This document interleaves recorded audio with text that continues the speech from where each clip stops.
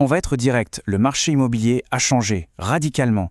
Et si votre approche, elle, n'a pas bougé, eh bien vous êtes déjà en train de prendre du retard.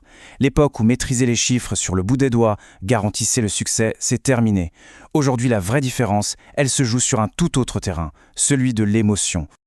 Alors, la question qu'on doit tous se poser, c'est celle-ci. Au moment de la signature, qu'est-ce qui pèse vraiment dans la balance? Une simple liste de chiffres ou un sentiment de confiance absolue? C'est ce basculement fondamental qu'on va décortiquer ensemble. Parce que oui, le monde a changé et le secteur immobilier avec lui. Aujourd'hui, s'appuyer uniquement sur des données rationnelles, c'est un peu comme parler une langue que le client moderne ne comprend plus. Pour vraiment se démarquer, il faut une nouvelle approche. Hier, c'était simple, non?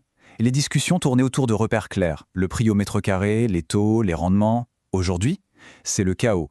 Le client est noyé sous une avalanche d'informations, souvent contradictoires.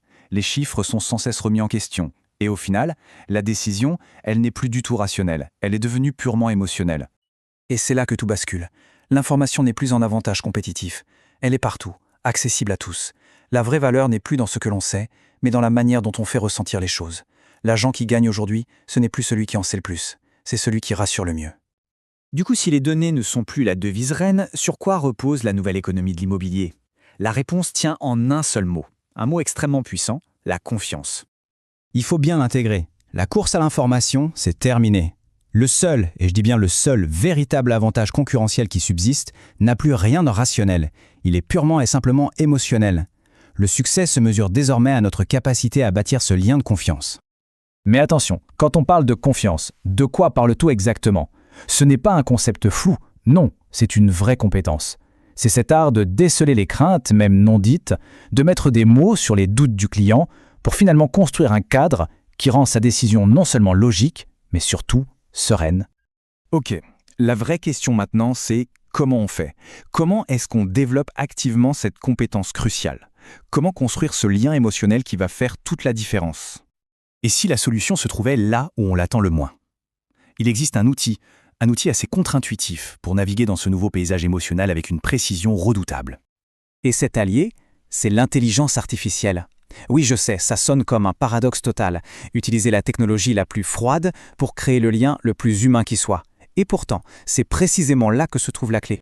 Concrètement, qu'est-ce que ça veut dire? Comment l'IA peut aider? Eh bien, elle apporte ce qu'on pourrait appeler une précision émotionnelle. Elle aide à structurer le discours parfait pour rassurer. Elle permet d'anticiper les objections avant même qu'elles soient formulées. Et surtout, elle aide à adapter le message à chaque profil de client. On en revient toujours à ce paradoxe. Comment une machine peut-elle au final nous rendre plus humains aux yeux de nos clients? Voilà l'idée centrale. Une IA bien utilisée ne remplace pas l'humain. Elle l'augmente. Elle permet de communiquer de manière plus claire, plus juste, plus cohérente. Et pour un client qui est plein d'anxiété, cette clarté et cette cohérence, c'est la meilleure preuve de fiabilité, et donc d'humanité. L'IA devient en quelque sorte un coach personnel en intelligence émotionnelle. Elle aide à décrypter les profils des clients, à anticiper leurs réactions, à trouver les mots exacts pour les mettre en confiance. Bref, elle donne les moyens de transformer un flot de données anxiogènes en une décision qui, pour eux, devient simple et sécure. On arrive donc à un point de bascule pour toute la profession. Un véritable virage décisif se présente, et face à ce virage, il y a un choix stratégique à faire. En fait, il y a deux routes possibles. La première, continuer à se battre sur le terrain des chiffres et être constamment perçu comme cher, comme un simple coût dans l'équation. La seconde, maîtriser cette dimension émotionnelle. Et là, on ne représente plus un coût, on devient une évidence.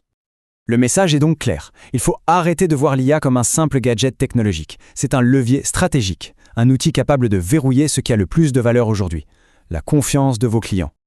La question finale, c'est donc à chacun de se la poser.